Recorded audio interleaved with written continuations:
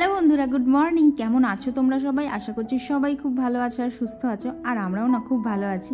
আর আজকে হচ্ছে বৃহস্পতিবার, আর এখন ঘড়ির কাঁটায় বাজে সকাল 7টা। তাহলে চলো এখন থেকেই তোমাদেরকে সাথে নিয়ে একটা নতুন ব্লগ শুরু করে দিলাম। আশা করছি আজকের ভিডিওটা তোমাদের খুব ভালো লাগবে।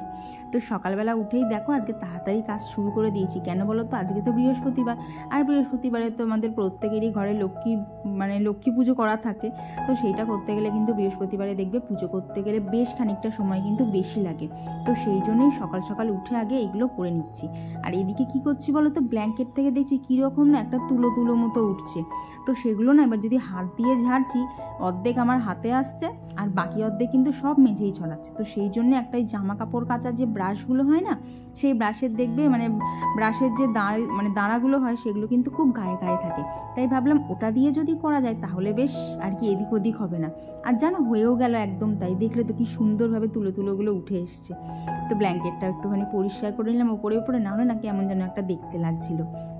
আর তারপরে দেখো আজকে সকাল সকাল কিন্তু খুব ভালো রোদ উঠেছে। জানি না শেষ অবধি কতটা থাকবে, কারণ বেশ কিছুদিন হয়েছে জানো না সকালবেলা রোদ উঠেছে, কিন্তু ওই যেই 11:30 12টা বাজলো কোথা থেকে মেঘ চলে এলো, রোদটাও চলে গেল, আর তারপর সেই রকম ঠান্ডা।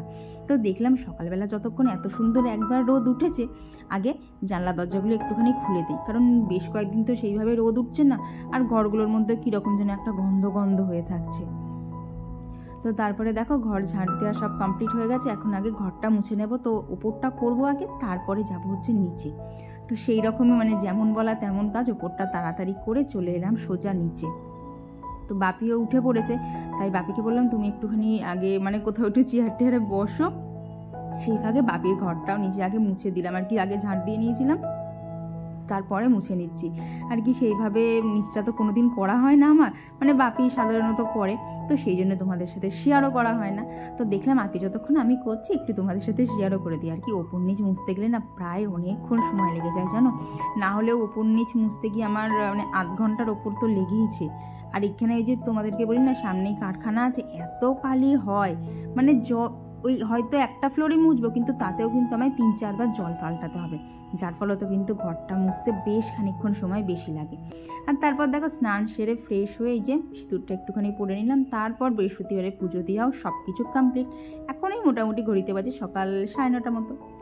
পুজো দেওয়া সমস্ত কিছু কমপ্লিট হয়ে গেছে। এখন বেরোবো একটুখানি বাজারে। বহুত দিন পর আজকে আমি বাজারে যাবো। বাজার বলতে একদম বাড়ির কাছে জাস্ট চিকেনটা আনবো, আর সমস্ত কিছু বাপি কালকে বাজার করে দিয়েই গেছে, যাতে আমার আজকে কোনো অসুবিধা না হয়। আর তো বললাম ফুলটাও আনা ছিল। তো এখন যাব একটুখানি চিকেন নেবো, দিয়ে তারপর রান্নাটা করলেই আজকের মতো সমস্ত কাজ শেষ। কারণ সকালবেলা যেগুলো আমি স্নানের সময় করি সেই সব কাজ অনেক কিছুই হয়ে গেছে। তো চলো আবার পরে দেখা হচ্ছে। এখন আগে ঝমঝম করে চিকেনটা এনে নিই। তারপর দেখো চিকেন এনেই তাড়াতাড়ি আগে সব কিছু রান্নাটা স্টার্ট করে দিয়েছি। আর আজকে চিকেন বেশি আনিওনি, তার কারণটা হচ্ছে আজকে হচ্ছে দুষ্টুর ভাইয়ের অন্নপ্রাশন হয়েছিল না, তোমাদেরকে আগের ব্লগে শেয়ার করেছিলাম। তো তারই আজকে লোকজন খাওয়ানো আছে, তো সেইখানেই যাব। তো এই যে রান্নাটুকু করছি, রান্নার মধ্যে শুধু চিকেনই করবো, এই যে রান্নাটুকু করছি এটা হচ্ছে আমাদের রাতে হবে আর কি। আমি আছি, বোন আছে, বাপি আছে, সবাই মিলে তো লাগবে। আর চিকেন দেখবা একটুখানি বেশি করলে কিন্তু পরের দিনও টুক করে খাওয়া যায়। তো চিকেনটা ওখানে ম্যারিনেট করে নিলাম। তারপরে দেখো বাপিকে খেতে দিয়ে আমি চলে এসেছিলাম দুষ্টুদের বাড়ি, কারণ ওদের বাড়িতে দুপুরের খাওয়া দাওয়ার সাথে কিন্তু টিফিনেরও নেমন্তন্ন ছিল। তো আজকে আর আমার টিফিন করার কোনো ঝামেলা ছিল না, আজকে ওদের বাড়িতে হয়ে গেল। রান্নার থেকে ছুটি পেয়েছি, এটাই আমার কাছে একটা বিশাল বড় আনন্দ।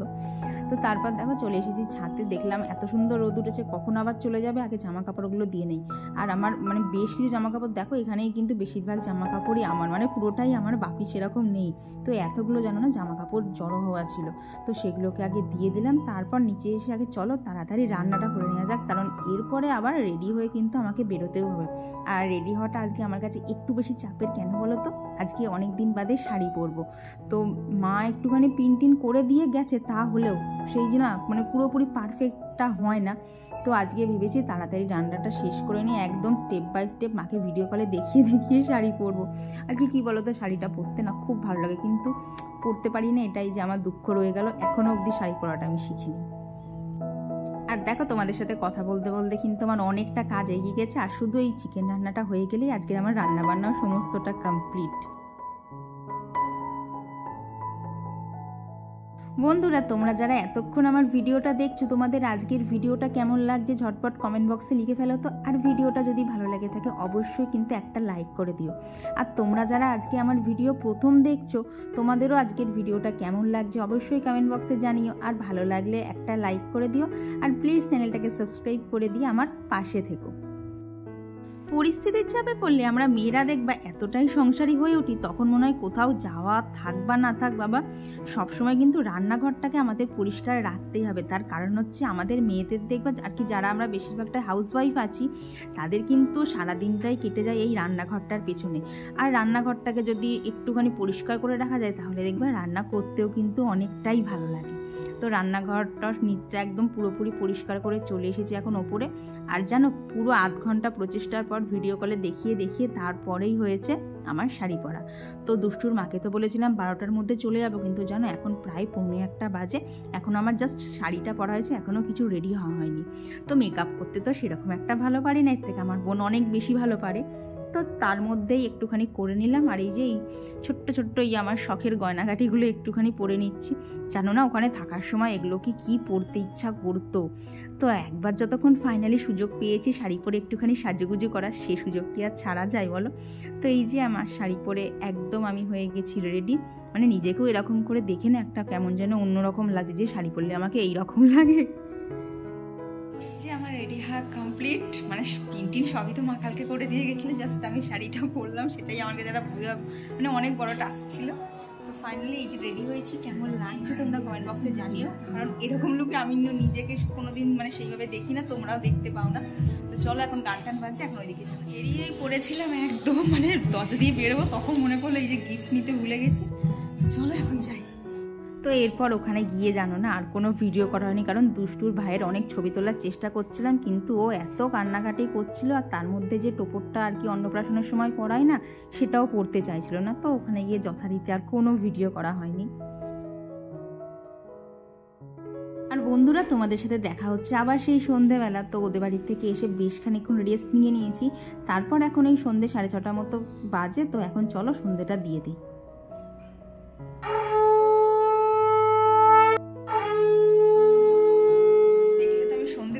হট করে একদম সারপ্রাইজলি মার আগমন ঘটলো। তো বাপি কাকুরা এখনো বাড়ি আসেনি, তো ওরাও বাড়ি আসুক, তাহলেই ঘর একদম বাড়ি গমগমে হয়ে যাবে। চলো আবার পরে দেখা হচ্ছে। এখন সন্ধে দিয়েছি, ঠাকুরকে শয়ন দেবো, চলো পরে দেখা হচ্ছে।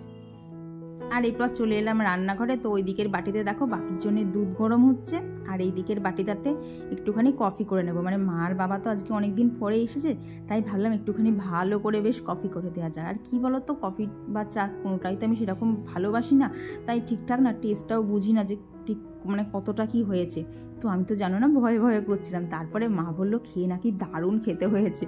তো মাকে আমি পরে বলছি, মা দারুণ তো বললে খেতে হয়েছে, কিন্তু কিভাবে যে করেছি আমি নিজেও এখন মানে বলতে পারবো না, এমনই মনে করে গেছি। তো আর এই যে বাপির জন্য সন্ধ্যাবেলার টিফিন হচ্ছে মুড়ি। আর তারপর মা বাবার সাথে অনেকক্ষণ ধরে গল্প টল্প হলো। তারপর মা আর বাবা চলে গেল। তারপরে এই যে তখন যে কাপগুলোকে বার করা হয়েছিল সেগুলোকে আবার জায়গায় ঢুকিয়ে দিলাম, কারণ বাড়িতে এখন চা বা কফি খাওয়ার কেউ নেই। তো কাপ আবার কাপের জায়গায় চলে গেল। আর এখন ওই রাত 8:45 মতো বাজে। এখন আটাটা মাখা হয়ে গেছে, এখন গিয়ে আগে ঝমঝম করে রুটিটা করে নিই, কারণ শরীরে আর দিচ্ছে না আর কি। কোথাও গেলে দেখবা কেমন যেন একটা টায়ার্ডনেস থাকে। তো আমারও সেই রকম হয়ে গেছে, বহুত দিন পর আজকে অনেকক্ষণ হই হুল্লোড় হয়েছে। তো এই যে এখন রুটিগুলো চলো করে নেওয়া যাক।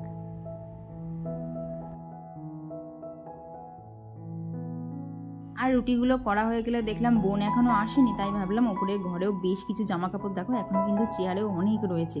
তো সেইগুলোকেই এক এক করে সব গুছিয়ে নেব। আর শাড়িটা এখন আপাতত এইভাবেই রেখেছি, কালকে ভেবেছি একটুখানি রোদ খাওয়াবো, তারপরে আবার জায়গায় রেখে দেবো। তো শাড়ি তো সেরকম পরা হয় না, আর এই নিয়ে এই শাড়িটা তো 2বার পরলাম। তো এই আমাদের খাওয়া দাওয়ার সমস্ত কমপ্লিট হয়ে গেলে বাপি শুয়ে পড়েছে। আর এই যে আমরা দুজনা শোয়ার জন্য একদম রেডি। এখন এটার মধ্যে অনেক কতক্ষণে ঢুকবো, এত ঠান্ডা লাগে। তবে আমাকে দেখে মনে হচ্ছে না, তার কারণ আমি এখনই সোয়েটারটা খুললাম। তো তাহলে চলো আজকের ভিডিওটা এখানেই রাখছি। ভিডিওটা যদি ভালো লেগে থাকে অবশ্যই একটা লাইক করে দিও, আর কেমন লাগছে কমেন্ট বক্সে জানিও। চলো আজকের জন্য গুড নাইট, টাটা, দেখা হচ্ছে আবার পরবর্তী ব্লগে।